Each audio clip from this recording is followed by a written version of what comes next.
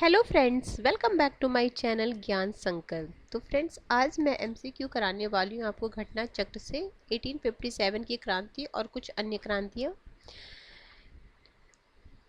तो फ्रेंड्स, अगर आपको ये चैनल हेल्प करा अगर आपके प्रिपरेशन में, तो प्लीज़ आप मेरे चैनल को सब्सक्राइब करें, मेरे वीडियो को लाइक करें और अपने फ्रेंड में शेयर करें। मैंने 1857 के जो फैक्ट्स वाले पार्ट है वो ऑलरेडी चैनल पे अपलोड कर रखा है, तो वो अगर आपने नहीं देखा है तो प्लीज़ आप उसे जाके देखिए। उसके बाद फिर एमसीक्यू कीजिएगा तो आपको सारे एमसीक्यू सॉल्व होंगे। और इसके अलावा मैंने एंशियंट हिस्ट्री में हड़प्पा, वैदिक और बौद्ध धर्म करा चुकी हूँ। अगर वो भी वीडियो प्लेलिस्ट बनी हुई है क्विक रिवीजन हिस्ट्री की, उसमें आप जाके प्लीज़ चेक करना, तो आपके लिए काफ़ी हेल्पफुल क्लास मिलेगी। और इसके अलावा पॉलिटिकल साइंस की भी क्लासेस मेरे चैनल पे आपको मिल जाएंगी, जो मैं यूजीसी नेट के सिलेबस के अकॉर्डिंगली, और आप किसी भी स्टेट का पीजीटी टीजीटी दे रहे हो, अगर एसएसटी सब्जेक्ट आपका हिस्ट्री और पॉलिटी है, तो ये चैनल आपके लिए काफ़ी हेल्प करने वाला है, आपको आपके प्रिपरेशन को बूस्ट करने वाला है। तो ठीक है फ्रेंड्स, आज हम अपना क्लास स्टार्ट करते हैं। 1857 के समय बैरकपुर में अंग्रेज कमांडिंग अफसर कौन था? तो उस समय हैरसे थे। 1857 के विद्रोह के समय बैरकपुर में अंग्रेज कमांडिंग अफसर हैरसे थे। बैरकपुर में ही मंगल पांडे नामक क्रांतिकारी ने गाय और सुअर की चर्बी लगे कारतूस के प्रयोग के विरोध में अंग्रेज अफसर पर 29 मार्च 1857 को गोली चलाई थी। क्वेश्चन नंबर सेकंड, किस समकालीन ब्रिटिश सांसद ने 1857 के विद्रोह को राष्ट्रीय विद्रोह की संज्ञा दी? तो ये डिज़रायली ने इसको राष्ट्रीय विद्रोह की संज्ञा दी थी। ब्रिटिश सांसद में बेंजामिन डिज़रायली ने 1857 के विद्रोह को राष्ट्रीय विद्रोह की संज्ञा दी थी। लॉर्ड कैनिंग 1857 के विद्रोह के समय भारत के गवर्नर थे। ये भी क्वेश्चन पूछा जाता था, 1857 के समय भारत के गवर्नर जनरल कौन थे? तो लॉर्ड कैनिंग। फिर 1857 के विद्रोह के नेता जिन्हें पकड़ा गया वह फांसी पर चढ़ा दिया गया। किनको? तात्या टोपे को। तात्या टोपे को उनके विश्वसनीय मित्र मानसिंह ने उन्हें धोखा देकर उस समय पकड़वा दिया, जब वे पारो के जंगल में अपने कैंप में शयन कर रहे थे, जहां से उन्हें पकड़कर शिवपुरी लाया गया और सैनिक अदालत में 18 अप्रैल 1859 को फांसी की सजा दी गई। नेक्स्ट क्वेश्चन है, अंतिम मुगल शासक कौन था? तो अंतिम मुगल शासक बहादुर शाह द्वितीय था, बहादुर शाह सेकंड था। अंतिम मुगल सम्राट बहादुर शाह द्वितीय अथवा बहादुर शाह जफर था। वह अंग्रेजों का पेंशन भोगी तथा दिल्ली के लाल किले में शाही संस्था का प्रमुख था। शाही खिताब का उपभोग नाम मात्र के लिए करता था। 1867 की उसकी मृत्यु हो गई। फ्रेंड्स, ऐसे ही क्वेश्चन यूपी टीजीटी में पूछा गया था कि कौन सा अंतिम मुगल बादशाह था जो पेंशनधारी था? तो अंतिम मुगल बादशाह जो पेंशनधारी होगा वो बहादुर शाह जफर ही होंगी। ठीक है, इस तरह से मॉडिफाई करके क्वेश्चन पूछा गया था। फ्रेंड्स, मैं आपको सिर्फ क्वेश्चन ही सॉल्व नहीं कराऊंगी, और किस टाइप के क्वेश्चन, जैसे ये तो क्वेश्चन आया हुआ है, और इसके अलावा और कौन कौन से क्वेश्चन कहीं आए हुए या किस टाइप का और क्वेश्चन बन सकता है, ये भी मैं आपको बताऊंगी। और किस तरह से हम एमसीक्यू को सॉल्व करते हैं जब हमें दो आंसर में कंफ्यूजन हो, जब मुझे नहीं आता हो, तो किस तरह से एमसीक्यू को डील किया जाता है, वो भी मैं अपने क्लास में बताती हूँ। आप प्रीवियस ईयर के क्वेश्चन, प्रीवियस वीडियो आप देखेंगे तो मैं ये भी ट्रिक बताती हूँ कि किस तरह से हम उसको सॉल्व करेंगे। जो हमें बिल्कुल नहीं आता उन्हें भी सही करने की चांसेस होते हैं। अगला, मंगल पांडे एक सिपाही था। ये भी क्वेश्चन आया हुआ, ये डी ट्रिपल एस सी हाँ, D triple S P TGT SST boys, जैसे बॉयज गर्ल का अलग अलग होता, उसमें आया हुआ था 2021 में। 34वें नेटिव इन्फेंट्री के थे, ऑप्शन नंबर सी। अगला, 1857 की सक्रिय हुए मंगल पांडे किस नेटिव इन्फेंट्री के थे? तो 34वें के थे, ऑप्शन नंबर ए, ये 34 हिंदी में लिखा हुआ है, देखो ये कहाँ क्वेश्चन है, वो यूपी जीआईसी 2015 में। यूपी जीआईसी का मतलब होता है पीजीटी, यूपी का पीजीटी। वहाँ पे दो तरह के होते हैं, एक टीजीटी पीजीटी आता है जो अशासकीय विद्यालय के लिए होता है, और एक गवर्नमेंट राजकीय जो विद्यालय होते हैं उसका एलटी ग्रेड टीजीटी कहलाते हैं, और जीआईसी जो होता है गवर्नमेंट, इसका फुल फॉर्म होता है गवर्नमेंट इंटर कॉलेज। अभी उसकी भी वैकेंसी आने वाली है फ्रेंड, यूपी में एलटी ग्रेड और टीजी पीजीटी की वैकेंसी, जीआईसी की वैकेंसी आएगी। साथ में जो ऑलरेडी जो 2022 में टीजीटी की फॉर्म फिल हुए थे उसके पेपर होंगे, और साथ में न्यू वैकेंसी भी आएगी, क्योंकि अब गवर्नमेंट एक्टिव हो गया है। क्योंकि इस बार जो उन पे मतलब इलेक्शन में काफ़ी उन्हें निराशा हासिल हुई है, तो hope for hope for the best कि वो फिर से वैकेंसी लाएंगे। अगर आप यूपी के एस्पायरेंट हैं या कहीं के भी हैं, आप यूपी तो फॉर्म भर ही सकते हो, तो प्लीज़ आप प्रिपरेशन को जारी रखो, प्रिपरेशन करते रहो। क्योंकि एग्ज़ाम किसी भी अब स्टेट का होगा तो बहुत ज़्यादा टाइम आपको एग्ज़ाम फॉर्म फिल होने के बाद नहीं मिलेगा। एग्ज़ाम जैसे बिहार में आपने देखा, जो बच्चे पहले से तैयारी कर रहे थे वो टीआर 1 में निकाल दिए, टीआर 2 में निकाल दिया, अब तो टीआर 3 हो रहा है। तो आप हमेशा कंटिन्यूस पढ़ते रहोगे तभी कहीं कभी आपका एग्ज़ाम क्लियर हो पाएगा। आप सोचोगे कि फॉर्म भर के महीने 2 महीने में प्रिपरेशन हो जाएगी, तो उसके लिए आपको फिर बहुत ज़्यादा मेहनत करेगी। अगर आप एक हाउस वाइफ हो या आप कहीं जॉब करते हो तो आप अपने लिए 3 4 5 घंटे मैक्सिमम निकाल पाओगे। तो आपको अगर उस तरह के हो, अगर स्टूडेंट हो तो आप 7 8 घंटे भी निकाल सकते हो। लेकिन अगर आप वर्किंग वूमन हो या फिर हाउस वाइफ हो या फिर स्टूडेंट मतलब या तो फिर ऑफिस में वर्क करते हो, तो फिर आप हर दिन 2 से 3 घंटे या 4 मैक्सिमम 4 घंटे निकाल पाओगे। तो उसके लिए है कि आप कंसिस्टेंसी बनाए रखो, हर दिन 2 घंटे तो 2 घंटे पढ़ना ही है। आप एक टारगेट गोल सेट कर लो, जैसे जिस भी एग्ज़ाम को आप ओरिएंटेड हो। मान लीजिए अगर आप झारखंड के हो तो झारखंड का एग्ज़ाम देने वाले हो, अगर आप दिल्ली DSSB के एस्पायरेंट तो डी सिलेबस को देख लो, फिर सिलेबस के एक पार्ट को तो मुझे 1 से 2 पार्ट को कवर करना ही करना है। पहले एक बार थ्योरेटिकल पार्ट हो जाए, फिर उस जैसे थ्योरेटिकल पार्ट, जैसे मान लीजिए मैंने 1850 से मैं ऐसी क्लास कराती हूँ, मैं 1857 का थ्योरेटिकल पार्ट कर उससे फिर मैं MCQ कराती हूँ, ताकि आपको ना पता चले कि जो जो मैंने जो फैक्ट पढ़ा है वैसे ही क्वेश्चन आ रहे हैं। तो इसीलिए तो इस तरह से तैयारी करोगे आप, तो आपकी कोई भी एग्जाम ऐसा नहीं है कि क्लियर नहीं होगा, डेफिनेटली होगा। किसी को देखो, कोई फ्रेंड किसी को सक्सेस जल्दी मिल जाता है, किसी को थोड़ा टाइम लगता है, बट कंसिस्टेंसी बनाए रखोगे तो सक्सेस मिलेगा ही मिलेगा। ठीक है। 1857 में अवध के चीफ कमिश्नर कौन था? तो जेम्स ऑस्ट्रेम थे, जेम्स ऑस्ट्रेम। ये भी क्वेश्चन पूछा गया, देखो यूपी जीआईसी में 2015 में ये भी था और ये भी था। तो मतलब जैसे कौन से वहाँ कमिश्नर थे, कौन, जैसे 1857 जैसे देखो हर टॉपिक का ना जैसे किस तरह से क्वेश्चन पूछता है उसका एक वो फ्रेम होता है। जैसे 1857 से क्या क्या पूछता है, 1857 से 3 4 तरह के क्वेश्चन होते हैं। एक तो होता है कि किस किस जगह पे कौन कौन विद्रोह स्टार्ट किए थे, वहाँ पे कौन कौन से कमिश्नर थे, वहाँ वायसराय। देखो एक पेज में आप ऐसे 1857 लिख लो, और मोस्ट ऑफ द थिंग्स आप ऐसे कॉलम बना के जितने भी जहाँ जहाँ, जैसे अवध हो गया, ये लखनऊ हो गया, कानपुर हो गया, बिहार हो गया, बंगाल, जहाँ जहाँ से जो जो किए हैं, दिल्ली हो गया, दिल्ली से बहादुर शाह जफर, तो उसका मैंने पिछले क्लास में जो मैं कराई थी उसमें ऐसे कॉलम बना हुआ, तो ये आप बना लो।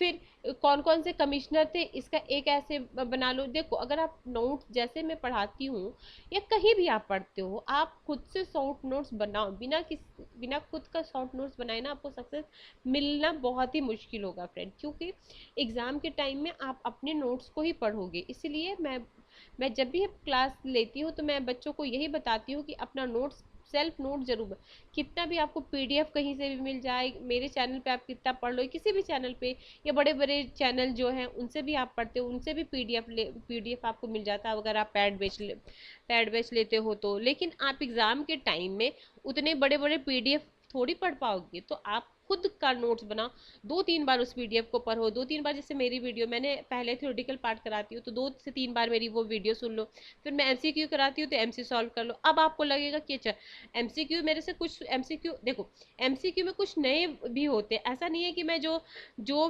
फैक्ट रहता है वो सारा MCQ में रहता है, कुछ MCQ में नई भी चीज़ रहती है। तो वो भी आप जान जाओगे। और जो चीज़ आपको नहीं याद हो रहा उसको बार बार या तो 2-3 बार पढ़ लो या फिर उसको नोट्स में लिख लो। अब ये जैसे है कि कौन सा कमिश्नर था, कौन से कहाँ कहाँ कहाँ के, तो इसमें कंफ्यूजन हो सकता था। मतलब अगर आप पहले नहीं पढ़े हो 1857 तो आपको कंफ्यूजन हो सकता है। तो उसके लिए आप चार्ट बना लो, कौन कौन से कहाँ लड़े थे, कौन से उस समय कमिश्नर थे, कब हुआ, तो वो आपका एक बार हो गया। तो 1857 आपका मतलब मोर और लेस फिनिश हो जाएगा, उसी से ही क्वेश्चन आता है। देखना आगे चलते जाना, देखना ये सब एग्जामों में, मैं तो खुद से क्वेश्चन बना ही नहीं, ये तो एग्जाम में क्वेश्चन आया हुआ है। इसी तरह के क्वेश्चन आते हैं एग्जाम में। एग्जाम में क्या होता है ना, बहुत बारों बच्चों से जो होता है, मैं जो जो मिस्टेक होती है मैं आपको पॉइंट आउट करते जाऊँ। मिस्टेक क्या होता है, एग्जाम में आप बहुत बार जाते हो तो आपको लगता है अरे ये तो पढ़ा हुआ था, बस कंफ्यूजन में 2 आंसर में आपके गलत। तो वो क्यों गलत होता है, क्योंकि रिवीजन की कमी होती है। बिना रिवीजन किए आप बिल्कुल सही नहीं कर सकते। इसलिए कभी कभी लगता है ये तो टॉपिक मैंने पढ़ा है, लेकिन वो टॉपिक पढ़ा, लेकिन कुछ कुछ क्वेश्चन आपको ना वो उस समय ना थोड़ा सा वो होगा, अरे ये इसका आंसर ये होगा, इसका आंसर होगा। इसलिए बार बार रिवीजन को रिवीजन करो, क्योंकि एक बार तो आप अपने जितने भी आप जिस भी स्टेट का हो उसका सिलेबस कवर करो, फिर उसे एमसीक्यू करो, और बार बार जो आपने नोट्स बना उसको बार बार देखो। हर 10 मिनट, 15 मिनट, आधे घंटे, जब भी आपको टाइम मिलता है, शॉर्ट टाइम मिलता है, कभी आप नहीं पढ़ पाते तो 15 आधे घंटे 1 घंटे तो हर कोई को टाइम, अपनी टाइम निकाल ही सकते हो, तो उसमें अपने प्रीवियस ईयर के नोट्स, प्रीवियस नोट देख लो। तो उस तरीके से आप करोगे तो बिल्कुल सक्सेस मिलेगा, बिल्कुल आपका क्लियर होगा। कानपुर में 1857 के विद्रोह का नेतृत्व किया था नाना साहब ने। ठीक है, अब मैं क्वेश्चन कराती हूँ। ठीक है, देखो इसको थोड़ा सा एक्सप्लेन कर देती हूँ। कानपुर के विद्रोह का नेतृत्व अंतिम पेशवा बाजीराव द्वितीय, और मैंने अपने चैनल पे मराठा साम्राज्य को भी बहुत अच्छे से कराया है। पहले मैंने उसका थ्योरेटिकल पार्ट कराया है, फिर मैंने उससे एमसीक्यू कराया। अब मैं उसका एमसीक्यू पार्ट 2 भी लेके आऊँगी। कुछ क्वेश्चन और बच गए थे अच्छे से क्वेश्चन, तो मैं उसका पार्ट 2 भी लेके आऊँगी, तो आपका मराठा बिल्कुल अच्छे से हो जाएगा। 5 यूनिटी से। ठीक है, नाना साहब मुख्य सहयोगी तात्या टोपे थे, जिनका असली नाम भी पूछा जाता है। तात्या टोपे लिख के आप ऐसे इनको ऐसे करके उसमें रामचंद्र पांडुरंग लिख लेना। कानपुर छावनी की। ठीक है, सॉरी। कानपुर छावनी के जनरल सर ह्यू व्हीलर की हत्या सत्ती चौरा नामक स्थान पर कर दी गई। कैंपबेल के अधीन अंग्रेजी सेना ने 16 दिसंबर 1857 को कानपुर का विद्रोह से मुक्त कर दिया गया। फिर 1857 गदर के समय कानपुर के अंग्रेज कमांडर अफसर कौन थे, तो थे सर ह्यूज व्हीलर। ठीक, अगला है 1857 के विद्रोह के समय ब्रिटेन में प्रधानमंत्री कौन थे। ये भी मैंने, अगर आप मेरे थ्योरेटिकल पार्ट पढ़े होंगे तो उसमें मैंने बताया था पामस्टर्न थे। ठीक है, उनका पामस्टर्न का जो उनका कार्यकाल था 55 से लेके 58 तक। 1857 के विद्रोह कहाँ से हुआ था, ये भी बचपन से ही आप लोग पढ़े होंगे, मेरठ से स्टार्ट हुआ था। अगला 1857 के समय मुगल शासक कौन था, तो 1857 के समय मुगल शासक कौन था, बहादुर शाह जफर या बहादुर शाह द्वितीय बोलेंगे हम। ठीक है, अगला है 1857 का विद्रोह प्रारंभ कहाँ से हुआ था, तो मेरठ से हुआ था। 13-14 1857 के प्रथम स्वतंत्रता संग्राम का आरंभ कहाँ से हुआ था, मेरठ से हुआ था। 1850 सिपाही विद्रोह 1857 ईस्वी की प्रथम चिंगारी भड़की कहाँ से भड़की थी, मेरठ से भड़की थी। निम्नलिखित में से कौन सा एक सुमेलित नहीं है, कानपुर, नाना साहब, झांसी। देखो अब यही क्वेश्चन आ गया ना, अगर आपको पता रहे कौन कहाँ से, देखो इलाहाबाद से, तो ये कहाँ से थे, बिहार से थे। लियाकत अली इलाहाबाद से थे, तो आराम से आप कर सकते हो। तो ये आंसर हो जाएगा, कौन नहीं थे, बाकी ये तीनों है वहीं से। अगला, निम्नलिखित में कौन सा कथन 1857 की क्रांति की प्रकृति और स्वरूप पर अधिक तर्कसंगत ढंग से प्रकाश डालता है, तो यह एक राष्ट्रीय स्वतंत्रता के लिए लड़ा गया युद्ध था। ठीक है, ऑप्शन बी। ये टीजीटी यूपी के टीजीटी में आया वो क्वेश्चन है। अगला, वह स्थान जहाँ 1857 के विद्रोह को मौलवियों और पंडितों द्वारा समान रूप से बढ़ावा दिया गया, तो वो था बिहार, ऑप्शन बी। देखो, विद्रोह का सहसा और समय से पूर्व विस्फोट हो जाने के कारण यह अखिल भारतीय आंदोलन के रूप में धारण नहीं कर सका। भारत के कुछ ही भागों में सीमित रहा, अधिकांश क्षेत्र में शांति बनी रही। बंगाल, पंजाब, कश्मीर, उड़ीसा एवं दक्षिण भारत में यह क्रांति फैल नहीं पाई। थी, परंतु बिहार एवं अवध जैसे कुछ स्थानों पर सभी वर्गों द्वारा इसे समान रूप से बढ़ावा दिया गया। बिहार में शाहाबाद, पटना और गया जिले के विद्रोह के प्रमुख केंद्र थे। ठीक है, और इसमें एक क्वेश्चन पूछा था ना, कहाँ पे विद्रोह बिल्कुल अछूता था, मतलब कहाँ पे बिहार में विद्रोह बिल्कुल नहीं हुआ था, तो मुंगेर जो डिस्ट्रिक्ट जिला है मुंगेर, वहाँ पे बिल्कुल ये 1857 का विद्रोह। अब ये जो बिहार वाले मतलब बिहार वाला जो एग्जाम हो रहा है उसमें वो इम्पोर्टेंट है। जैसे कोई कोई जो होता है ना जो स्टेट रिलेटेड, तो वो उस स्टेट के लिए वो क्वेश्चन ज़्यादा मतलब ज़्यादा वो उस स्टेट में आने के क्वेश्चन रहते, वो मैंने आपको जो थ्योरेटिकल पार्ट इसका कराया था उसमें मैंने बताया था। अब ये हमें पता चल गया। अब देखो क्वेश्चन सॉल्व करने से क्या होता है, आपको रटना नहीं पड़ेगा। देखो लियाकत अली इलाहाबाद से, अभी मैंने ऊपर पढ़ा था इलाहाबाद वो दिया था कुंवर सिंह जो नहीं थे, अब ये बता दिया लियाकत अली। तो 2-3 बार जैसे एक ही चीज आपके दिमाग में बार बार जो रिपीट होते जाता है तो आपकी मेमोरी में वो होते जाएगा। अगला है नाना साहब। अब इसमें क्या है, मैच करना है ना, मैच। देखो नाना साहब नवाब हमीद अली खां मौलवी अहमदुल्ला मनी राम दीवान। तो सबसे पहले हमें नाना साहब का पता है तो ए में सेकंड हो जाएगा। तो अगर हमें ए में सेकंड हो जाएगा तो ये दोनों को तो हम एलिमिनेट कर देते। ठीक है, और नवाब हमीद अली उल्ला थे दिल्ली से, यानी आपका बी में फर्स्ट हो जाएगा, ये भी ठीक है। अब है मौलवी अहमदुल्ला, तो मौलवी अहमदुल्ला अवध के थे, तो ये आपका option number C is the right answer है। अब देख लो एक बार, देखो नाना साहब कानपुर, नवाब हमीद उल्ला दिल्ली, मौलवी अहमदुल्ला अवध, मनी राम दीवान असम। अगला, किस मौलवी ने 1857 के विद्रोह को जिहाद, यानी जिहाद का मतलब क्या होता है, धर्म युद्ध की संज्ञा दी थी, तो ये अहमदुल्ला दिए थे। मौलवी अहमदुल्ला कहाँ के थे, कहाँ से रिलेटेड थे, उनका केंद्र था अवध।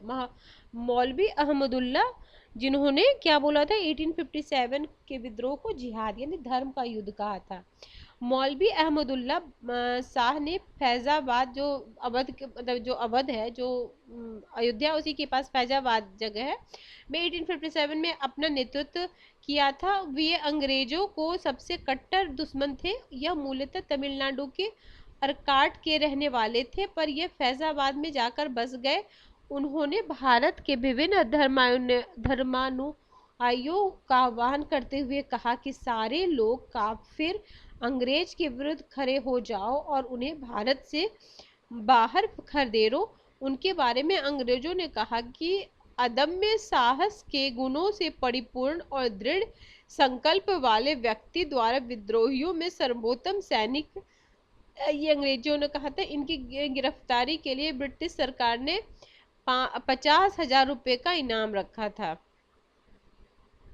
अगला 1857 में अंग्रेजों के विरुद्ध जिहाद का प्रचार किसने किया था, तो मौलवी अहमदुल्ला। ठीक है, ये टीजीटी 2013 में पूछा था और ये क्वेश्चन आपका पीजीटी री एग्जाम 2013 में पूछा था। अगला है अंग्रेजों के विरुद्ध खांसी विद्रोह का नेतृत्व किया था, तो खांसी विद्रोह किया तो उतिरोतर सिंह ने। बंगाल के पूरब में मेघालय में जयंतिया और गारो पहाड़ी के बीच खासी लोग निवास करते हैं और अंग्रेजों के शोषण के विरुद्ध उत्तिरोतर सिंह या तीरथ, ये भी पूछा गया, तीरथ सिंह या उत्तरोत्तर उन्हीं का नाम है। ठीक है, याद रखना आप, ये खासी विद्रोह के नेतृत्व करते हैं तीरथ सिंह। तीरथ सिंह के अतिरिक्त बरमानिक और मुकुंद सिंह ने भी इस विद्रोह का नेतृत्व किया। विवाद का आरंभ खासी क्षेत्र को सिलहट में जोड़ने के लिए सड़क बनाने की अनुमति प्रदान करने से हुई। 1833 में इन लोगों ने आत्मसमर्पण कर दिया और खासी विद्रोह समाप्त हो गया। सन्यासी विद्रोह का टाइम क्या, 1763 से 1800 तक।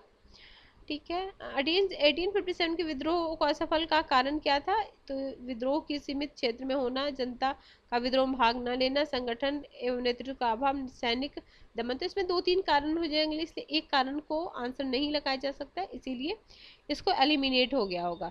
देखो असफलता के क्या कारण थे, तो असफलता के महत्वाकांक्षी थे नरेशों एवं सामंतों की गद्दारी, निश्चित उद्देश्य का अभाव था, सीमित साधन थे, कृषक वर्ग की उपेक्षा थी और अंग्रेजों के अनुकूल परिस्थिति का नेतृत्व था, कुशल नेतृत्व था। अगला 1857 के विद्रोह के बाद अंग्रेजों ने क्या किया? तो राज्यों का विजय करना छोड़ दिया, ऑप्शन बी। 1857 के विद्रोह में बेगत हजरत महल किस स्थान पर विद्रोह का नेतृत्व किया? तो ये किए थे हजरत महल, हमने पढ़ चुके हैं, लखनऊ से की थी। बाबू कुंवर सिंह ने अंग्रेजों के विरुद्ध अपनी अंतिम लड़ाई कहाँ से लड़ी थी? तो अप्रैल 1858। ठीक है। अगला है बिहार में 1857 के विद्रोह का नायक कौन था? तो ये थे कुंवर सिंह, जगदीशपुर से इन्होंने किया था। अगला है फ्रेंड्स, आज मैं 30 क्वेश्चन कराऊंगी, नेक्स्ट क्लास में मैं आगे का क्वेश्चन करा दूंगी। 1857 के विद्रोह के समय जगदीशपुर और विद्रोहियों को नेतृत्व प्रदान किया गया, तो ये कुंवर सिंह द्वारा, ऑप्शन बी। तो फ्रेंड्स अभी इसमें क्वेश्चंस हैं फ्रेंड्स, अभी इसमें कितने क्वेश्चंस हैं? अच्छा चलो तो मैं करा ही देती हूँ, है ना, फिर 10 क्वेश्चन के लिए क्यों, फिर मैं दूसरा पीडीएफ लेके आऊंगी। देखो 1857 के विद्रोह के दौरान धार्मिक नेताओं के असंतोष का निम्न में कौन सा प्रमुख कारण था? तो इसका प्रमुख कारण था आपका ये ऑप्शन ए, ईसाई धर्म प्रचार की बढ़ती हुई गतिविधि, ऑप्शन ए। ठीक है। अगला क्वेश्चन है 1857 के विद्रोह के समय डॉक्टर आर.सी. मजूमदार के विचार की कटी आलोचना हुई। उनके विचारानुसार सामान्य जनता का अंग्रेजों के प्रति दृष्टिकोण सहानुभूतिपूर्ण था, option number C, option C. अगला है बाबा रामचंद्र ने किसान को संगठित किया था अवध में। अगला है बाबा रामचंद्र ने किसानों को संगठित किया था, सेम क्वेश्चन अवध में। ये देखो पीजीटी 2006 में पूछा गया था, ये पीजीटी 2009 में। देखो कैसे रिपीट हो रहा क्वेश्चन, 3 साल बाद ही एग्जाम जब हुआ तो रिपीट किया है क्वेश्चन। फिर कौन सा सेनानी दमन शामिल नहीं था? नील, नॉट, ह्यूजरोज और हैवलॉक। तो नॉट नहीं थे, इसको मैं जरा एक्सप्लेन करती हूँ। देखो 1857 के विद्रोह में अंग्रेज सेना नॉट शामिल नहीं था, जबकि कर्नल नील इलाहाबाद के विद्रोह का दमन करना, जनरल ह्यूज झांसी और ग्वालियर के विद्रोह का दमन किया, हैवलॉक ने लखनऊ के विद्रोह का दमन किया। ठीक है। अगला है निम्नलिखित में से किसने लखनऊ में 1857 के विद्रोह का नेतृत्व किया था? तो विरजिस कादिर